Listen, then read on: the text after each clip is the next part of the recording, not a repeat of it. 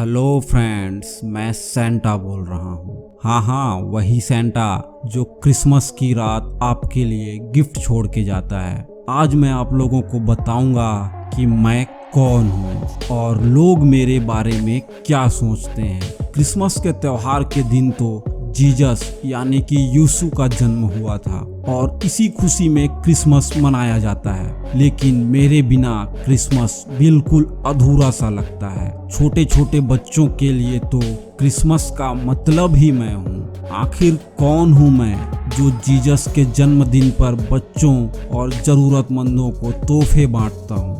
मैं खुद जीसस तो नहीं हो सकता, क्योंकि बाइबल में कहीं भी मेरे नाम यानी कि सेंटा शब्द का जिक्र ही नहीं आता। अगर मैं खुद जीसस होता तो बाइबल में कहीं न कहीं जीसस के मेरे अर्थात सेंटा के रूप का जिक्र जरूर होता। और क्रिसमस को तो जीसस की मृत्यु के कई सालों बाद मनाना शुरू किया गया था। उनके जीते जी उनके जन्म को त्योहार के रूप में कभी भी मनाया नहीं गया था। इसका मतलब मैं जीसस तो नहीं हूँ। आज के इस वीडियो में मैं आपको बताऊंगा कि मैं कौन हूँ और लोग मेरे बारे में क्या सोचते हैं और क्या मानते हैं। मैं जीसस नहीं हूँ, पर मैं कौन हूँ इसे लेकर कोई पुख्ता प्रमाण किसी के पास नहीं है, मगर मुझसे जुड़ी अलग अलग कहानियाँ जरूर हैं। तो चलिए इन्हीं कहानियों में मुझे ढूंढते हैं और पता लगाने की कोशिश करते हैं कि आखिर मैं कौन हूँ। मुझे लेकर जो सबसे पहली कहानी है वो है सेंट निकोलस की। सेंट निकोलस का जन्म 3री शताब्दी में जीसस की मृत्यु के लगभग 280 साल बाद हुआ था। इनके माता पिता का बचपन में ही देहांत हो गया था, जिसके बाद उन्होंने अपना जीवन लोगों की सेवा में अर्पित कर दिया। उन्हें लोगों की मदद करना काफी अच्छा लगता था और वे गरीबों और बच्चों को गिफ्ट भी दिया करते थे। सेंट निकोलस ही सेंटा है अर्थात मैं हूँ, ये मुझसे जुड़ी पहली कहानी है। लेकिन इस कहानी को सुन के एक सवाल आता है। जब सेंट निकोलस लोगों की मदद करते थे और उन्हें गरीब बच्चों को तोहफे देना अच्छा लगता था, तो फिर वो ये काम क्रिसमस के दिन छुप कर क्यों करते हैं, जबकि बाकी दिनों में ऐसा नहीं होता था। दूसरे दिनों में वे खुलेआम लोगों की मदद करने के लिए सामने आते थे, तो सिर्फ क्रिसमस को ही रात को छुप कर तोहफा देने का क्या मतलब है? ये सवाल मेरे सेंट निकोलस होने पर सवालिया निशान लगाता है। लेकिन जो लोग भी ये मानते हैं कि मैं सेंट निकोलस हूँ, वे कहते हैं कि हो सकता है कि मैं ऐसा बच्चों की खुशी को बढ़ाने के लिए करता होगा, क्योंकि अगर कोई चीज अचानक मिलती है तो उसकी खुशी कई गुना बढ़ जाती है। ये थी मुझसे यानी सेंटा से जुड़ी पहली कहानी। अब बढ़ते हैं मुझसे जुड़ी दूसरी कहानी की ओर। दूसरी कहानी जो मेरे बारे में बताई जाती है, उसे सुनकर तो मैं भी हैरान हूँ और आप भी जब इसे सुनोगे तो आपको भी अपने कानों पर विश्वास नहीं होगा, क्योंकि इस कहानी के अनुसार मैं खुद साटन हूँ। हाँ, वही साटन जिसे शैतान या डेविल भी कहा जाता है। जी हाँ, वही डेविल जिसे ईश्वर ने स्वर्ग से निकालकर नर्क में ढकेल दिया था। वही डेविल खुद सेंटा यानी कि मेरा रूप लेकर क्रिसमस पर बच्चों को तोहफे देता है। वैसे तो मेरे चाहने वालों को इस बात पर यकीन नहीं होगा, लेकिन मुझे साटन मीन्स डेविल साबित करने के लिए कई आधार भी दिए जाते हैं और ये सभी बातें और जानकारी आपको इंटरनेट पर बड़ी ही आसानी से मिल जाएगी। तो चलिए आपको बताता हूँ कि मुझे यानी कि सेंटा को साटन से जोड़कर क्यों देखा जाता है।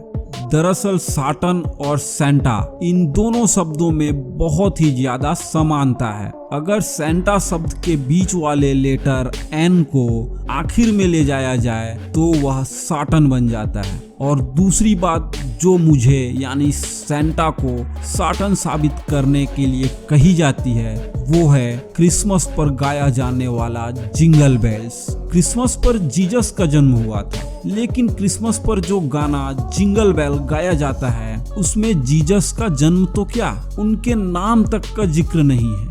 जी हाँ, जिंगल बेल्स में एक बार भी जीसस का नाम तक नहीं आता।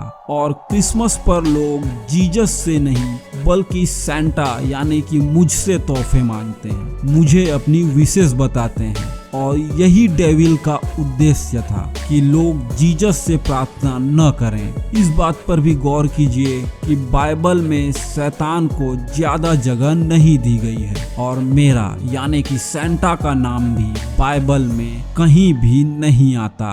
इसके अलावा मुझे शैतान साबित करने के लिए जो बातें कही जाती हैं वो है कि शैतान अंधेरे का राजा होता है और मैं भी आधी रात को अंधेरे में बच्चों के लिए टॉफी रख कर जाता हूँ। वहीं कुछ जानकार यह भी मानते हैं कि आमतौर पर तोहफे, पैसा ये सब इंसान और बच्चों को लालची बनाते हैं और उन्हें मोक्ष से दूर करके लालच की ओर ले जाते हैं। और लालच यानी कि ग्रिड बाइबल में दिए गए डेडली सिंस में से एक है। खुद बाइबल यह कहती है कि सिंस यानी पाप का सीधा नाता शैतान से होता है। और कहा यह भी जाता है कि सेंटा सेंट शब्द से निकला है। सेंट यानी कि होली और होली का मतलब होता है पवित्र। और शैतान तो हमेशा से यही कहता आया है कि वह ईश्वर से ज्यादा ताकतवर और पवित्र है। कुछ जानकार यह भी कहते हैं कि साटन मतलब शैतान ने कभी बच्चों को नुकसान नहीं पहुंचाया है। शैतान को बच्चे बहुत प्यारे हैं, इसलिए वह क्रिसमस पर सिर्फ बच्चों को ही गिफ्ट देता है, बड़े या बूढ़ों को नहीं। इन सब बातों के बारे में बाइबल के कुछ जानकार कहते हैं कि क्रिसमस पर लोगों का ध्यान जीसस से हटाने के लिए साटन मेरे यानी कि सेंटा के रूप में आता है, ताकि लोग जीसस का नहीं बल्कि साटन यानी सेंटा का गुणगान करें। अगर वाकई में मैं साटन हूँ तो फिर मैं तो यही कहूँगा कि साटन अपने मकसद में पूरी तरीके से कामयाब हो गया है। क्योंकि आजकल की जनरेशन से, आजकल के बच्चों से अगर आप क्रिसमस का मतलब पूछेंगे तो वो आपसे यही कहेंगे कि क्रिसमस पर सेंटा अंकल आते हैं और तोहफे देते हैं। ये तो थी मुझे लेकर दो सबसे प्रचलित कहानियां। पहली यह कहती है कि मैं सेंट निकोलस हूँ और दूसरी यह कहती है कि मैं साटन हूँ। आपको किस कहानी पर विश्वास है ये आपकी मर्जी और आस्था पर निर्भर करता है। क्या आप पता लगा पाए मैं कौन हूँ? आपके अनुसार मैं कौन हूँ? कमेंट बॉक्स में जरूर बताएं। और इसी के साथ क्रिसमस और नए साल के अवसर पर आप सभी को हमारी तरफ से ढेर सारी शुभकामनाएं। और हमें शुभकामनाएं देने के लिए बस इस चैनल को सब्सक्राइब कर लीजिए।